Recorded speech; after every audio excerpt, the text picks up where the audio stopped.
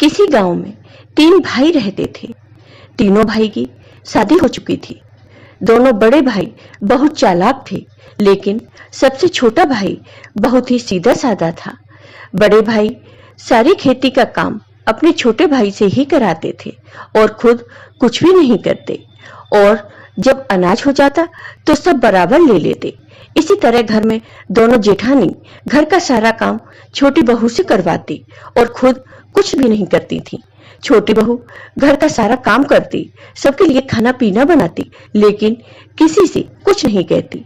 छोटी बहू बहुत ही धार्मिक थी, वह रोज पूजा पाठ किया करती थी।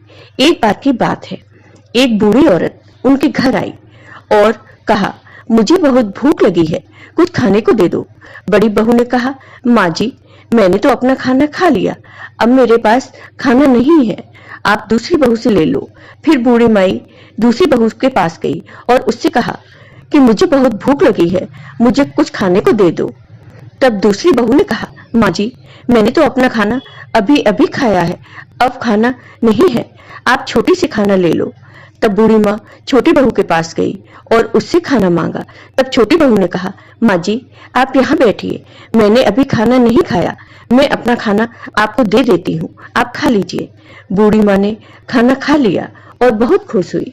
फिर बूढ़ी माँ ने छोटी बहू से कहा, बेटी, कल से जेठ का महीना शुरू हो रहा है, अगर तुम अपने घर में अन्न धन का भंडार चाहती हो तो तुम कल से पीपल सींचो, प्यासे को पानी पिलाओ, तो तुम्हें पूर्णिमा तक इस पुण्य का फल मिल जाएगा।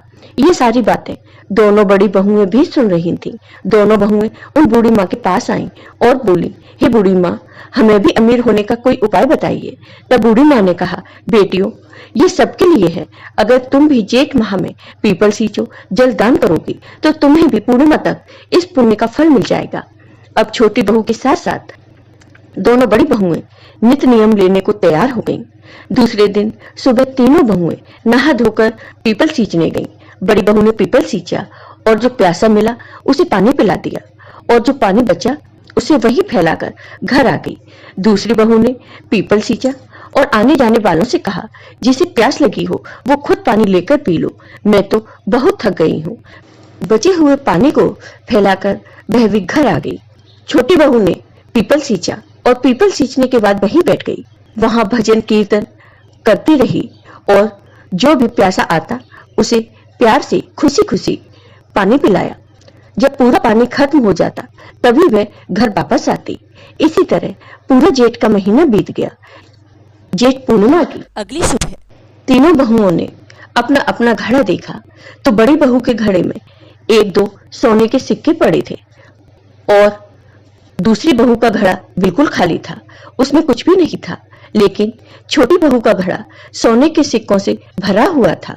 तब उन दोनों बड़ी बहुओं ने कहा, भगवान, यह आपकी कैसी माया है, हम तीनों ने जब नित नियम बराबर किया तो आपने धन देने में बराबरी क्यों नहीं की? हमें कुछ नहीं दिया और छोटी बहू को घड़ा भरकर सोने के सिक्के दिए। तब जेठ माह के देवता प्रकट हुए और कहा, बड़ी बहू, तुमने जो दान किया यह उसी का फल है, और दूसरी बहू, तुमने तो हर प्यासे से यही कहा, मैं थक गई हूँ, खुद पानी ले लो और पी लो, तो तुमने तो कोई दान किया ही नहीं, इसलिए तुम्हें दान का कोई फल नहीं मिला और तुम्हारा घड़ा खाली है। लेकिन छोटी बहू ने बड़े प्रेम भाव से प्यासे को पानी पिलाया। जब तक इसका घड़ा खाली नहीं हो जाता तब तक वह लोगों को पानी पिलाती थी और भगवान का भजन कीर्तन करती थी, इसलिए इसके पुण्य का फल तुमसे ज्यादा है।